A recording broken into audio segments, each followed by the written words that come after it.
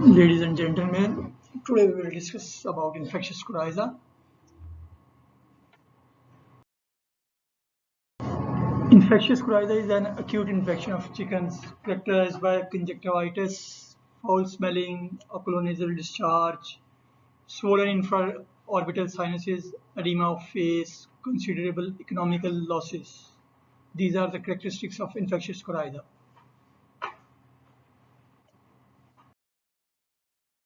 And how infectious coryza occurs? What is the cause of infectious coryza? It's a bacterial problem which is caused by Avibacterium paragallinarum. Its previous older name is Haemophilus paragallinarum. And the characteristics of Avibacterium paragallinarum is it's a gram-negative bacteria, non-spore forming, non-motile. It has 3 serotypes A, B, and C, and it can survive only 2 to 3 days if it don't get space to enter into the host body, and it can be easily destroyed by ordinary disinfectants, direct sunlight, or just a heat. So if we talk about its disinfection, it's very easy, but if enters into the bird, then it will become prolonged. It will take like 10 to 12 days in uncomplicated problems. Its occurrence or its epidemiology. If we talk about its occurrence, it's most common in chickens as well as in pheasants, and it affects all ages, but most common in adult birds from 8 weeks to onward 20 weeks, and it also affects the broiler. So we need to be sure that it can also affect broiler segment. Last presentation we discussed that fall cholera will not affect the broiler, but it will affect broiler as well, and it's most common in autumn and winter seasons. And one of the main cause of infectious coryza is poor housing, poor ventilation, overcrowding, and multi-age flocks. Multi-age flocks mean not just different age of flock in one shed. It's different ages of flock in whole farm, like different sheds. So we need to be careful regarding all in, all out.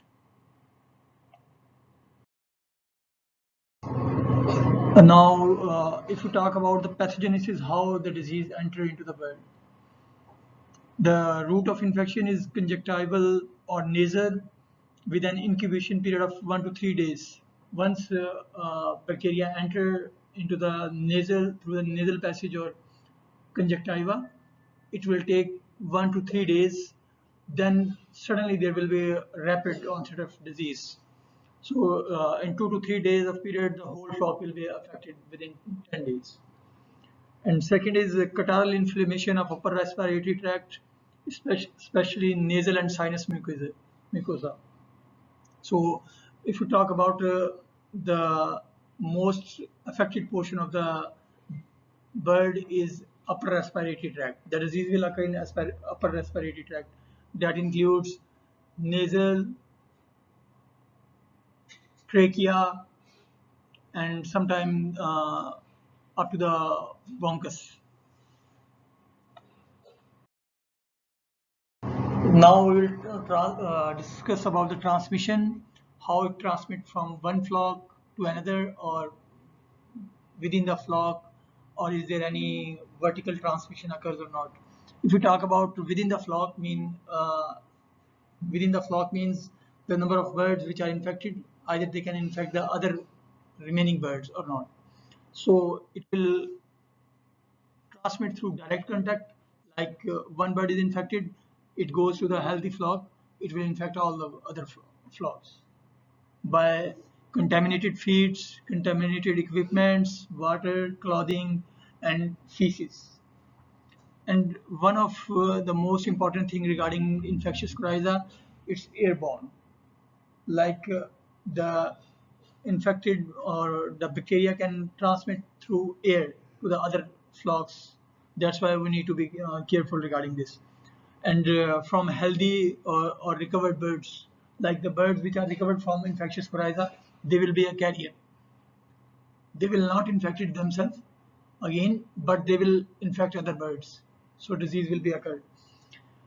And if you talk about between the flocks, it's the same, like contaminated equipments, clothing, aerosol. Aerosol mean airborne from one, if air is moving from one side to the other side. And one more important thing, unnecessary movement. Like shed hand is moving from the infected shed to the healthy flock. So we need to be careful regarding our movements. And the most important thing about this is a vertical transmission. There is no vertical transmission, mean it will not transmit from egg, from breeder to the broiler or to the comb layer. It will not transmit to the eggs. So it's not a vertical transmission. It's only horizontal transmission within the flock or between the flocks. To talk about the clinical signs, there are different clinical signs. Number one is rapid onset of uh, the disease. The disease will be occur in all the flocks simultaneously. Second is high morbidity. There will be more number of birds. Mortality will be less, but the sick birds will be more in number. Decrease in feed intake. Feed intake will be decreased when the disease will be affect the birds. They will decrease their feed consumption, and their growth will also suppress. Third clinical sign is mucoid oculonasal discharge. Like there will be a discharge from their nasal passage. And conjunctivitis with some adherence of eyelids. Like the conjunctiva will be swollen and it will be stick with the eyelid. So when we will try to open the eyelid of the bird, it will not open. Then facial edema, swelling of face and infraorbital sinus, occasionally swollen waters. Sometimes we can see the waters are also swollen in infectious coryza. But in fall cholera, we can see the main signs are waters and comb are swollen. But in infectious coryza, it will be especially in the males, not in the females.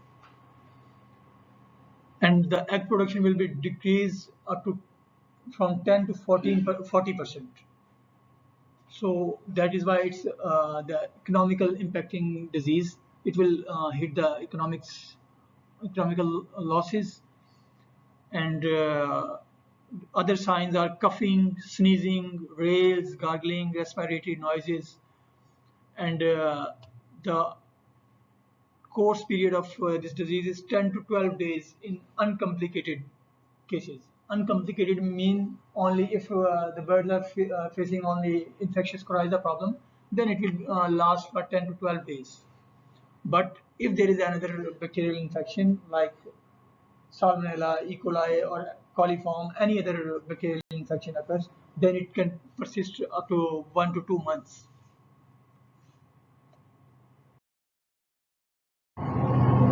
Now we will talk about the postmortem lesions. When we will open the bird, but we can see there will be catarrh inflammation of nasal passage and sinuses. We can see the sinuses will be swollen and the nasal passage, it will be blocked due to nasal discharge. Then conjunctivitis with cheesy exudate conjunctival sac, eyelid adherence. We will see the pictures in the upcoming slides. Then we can see the edema of face and waters unilateral, not bilateral. It will be unilateral on one side. Then petechiae of upper respiratory tract membrane. There will be particular hemorrhages on the upper respiratory tract, like in the trachea, or we can say tracheitis. There will be swelling of trachea. Then in some cases, it's not a common that there will be pneumonia or ear but in some cases we can see observe this ear as well as pneumonia. There are some pictures like in this picture we can see that the face of the bird is swollen, and we can see here it's all swollen, but neither the comb or nor what is, they are both not swollen.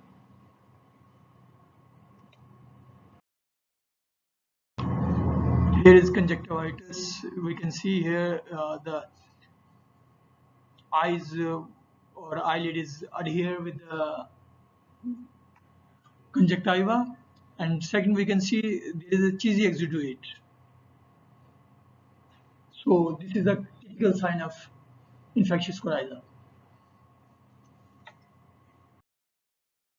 And regarding nasal discharge, we can see here this is the nasal discharge which is around coming from the nasal passage, and sometimes it blocks the nasal passage, and that is why birds start sneezing and open mouth breathing, or we can say it's gasping. Now we will talk about the diagnosis, how we can diagnose this problem. We can diagnose the problem by history, like previously what happened in last 2 to 3 days. Then its clinical signs, what clinical signs we are facing at the moment. They can confirm us that which problem can be. The third one is the isolation and identification of organism. It's the basic procedure to diagnose the problem. But at farm, we cannot diagnose by chemical test or lab test or any isolation and identification. For farm, we have these two basic things. We can diagnose on the basis of history and clinical science. Now we will talk about the differential diagnosis. We can see that facial edema can be seen in different problems like mycoplasmosis, infectious laryngotracheitis, fowl pox. We can see then infectious bronchitis, then Newcastle disease, A vitaminosis or vitamin A deficiency. So we will discuss them stepwise.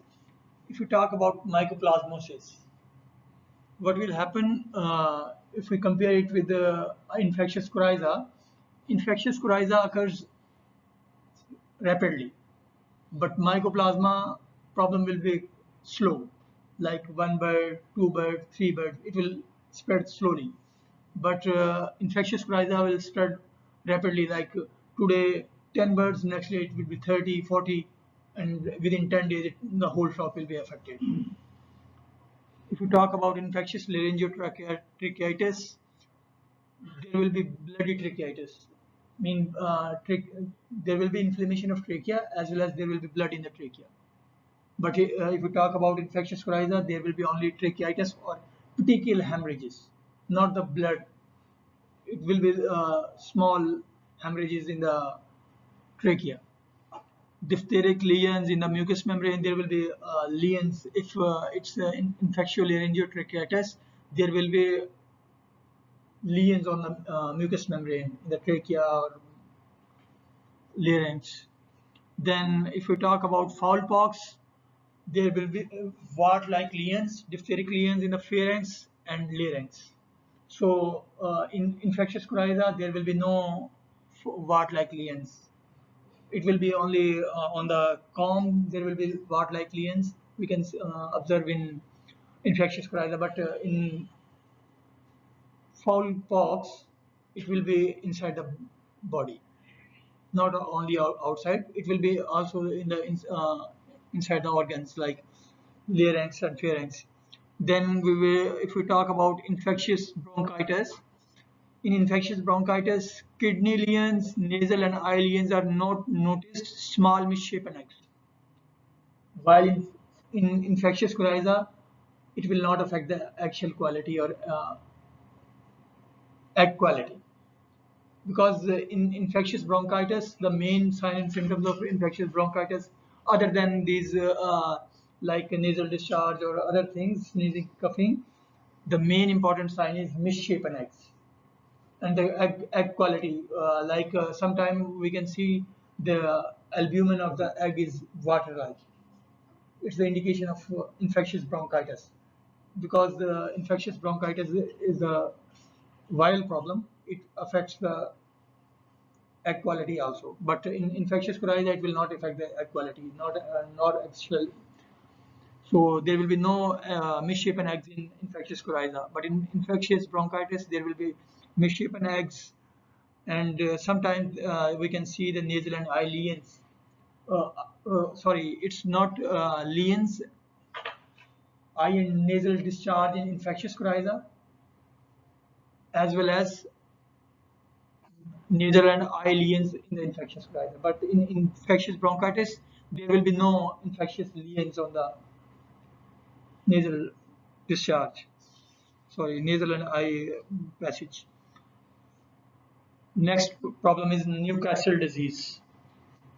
We can see the involvement of respiratory tract in Newcastle disease, but in infectious coryza, there will be no impact on gizzard. There will be no pinpoint hemorrhages on the glands. But in Andy Newcastle disease, there will be hemorrhages in the proventriculus, which are present on the glands.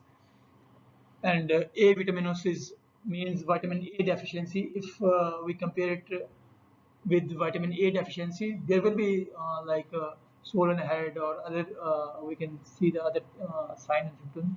But what will differentiate it, infectious coryza from vitamin A vitaminosis, there will be white pimples on the throat, inside the throat, not outside, inside the throat. So it's a demarcation feature of A vitaminosis, of vitamin A, that there will be pimple. So this is differential diagnosis. If you have any question regarding differential diagnosis, you can ask. Is there any question? Regarding the freezer lane, Okay. like now, start when they at the moment that when the plants are start laying, we see plenty soft cell coming. That is not the viral or bacterial problem. That is because birds start laying, and it's improper light. Because we are not giving them the proper light, we are giving extraordinary light. That's why they come, they get early maturity. That's why they are giving small eggs as well as soft shell eggs. That is not the bacterial or viral problem. That is our management problem.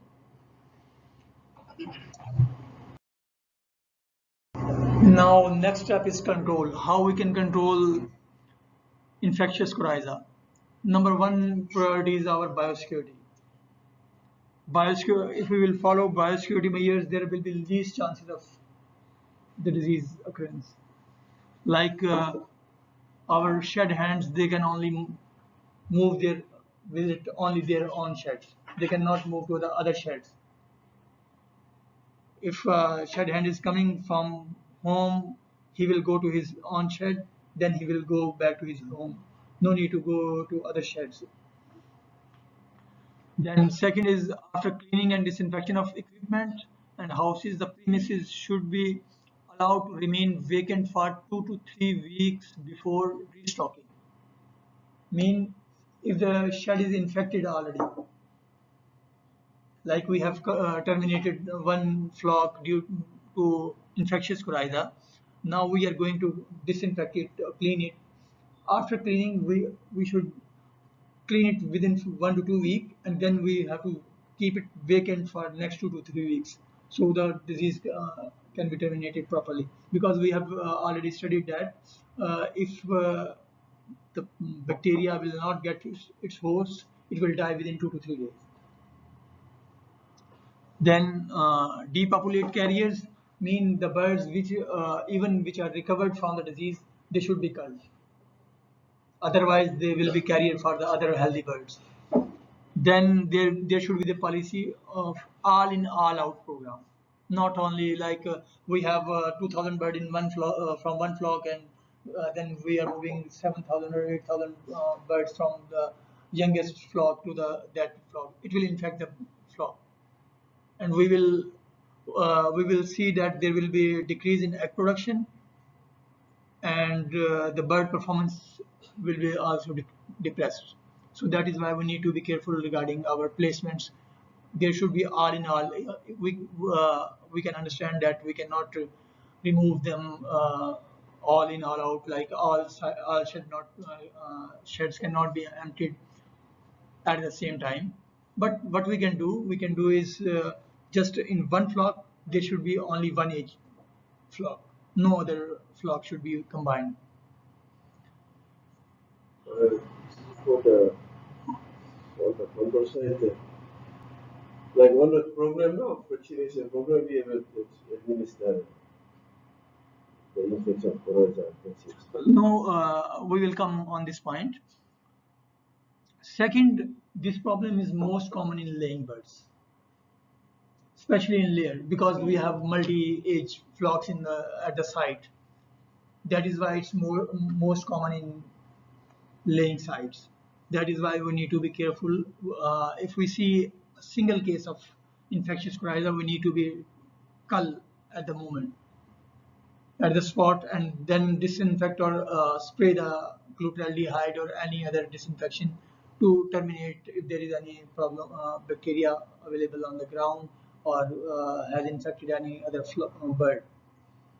Then next is we can use bacterians or live vaccines. uh, Use of bacterians or vaccines. Basically, we will talk about vaccines. There are two types of vaccine. Bacterians, we can say dead vaccine, or second one is live vaccine, or killed vaccine or live vaccine. So vaccination program is followed in those sites where we have commonly a problem. This we are facing same problem again and again.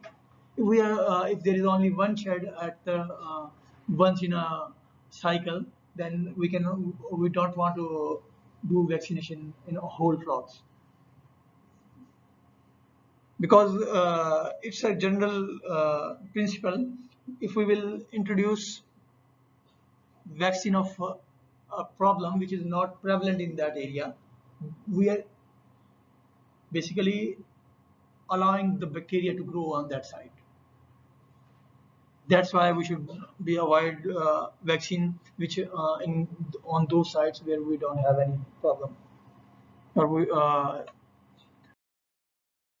now we will talk about the treatment, which antibiotics we can use to kill the infectious coryza problem, or to minimize the infectious coryza problem. Number one is tetracyclines, like oxytetracycline, chlorotetracycline, then sulfonamides like sulfadiazine, fluoroquinolones, macrolides like tylosin. So these are the antibiotics which we can use to kill the bacteria. Other than this, we can use spray of disinfectant on the birds to minimize the problem, to minimize its spread, and use of multivitamins to support the bird during the stress condition. But the basic requirement is antibiotics, which we have to use for if there is the onset of problem. That's all. If you have any questions, you can ask from me regarding infectious coryza.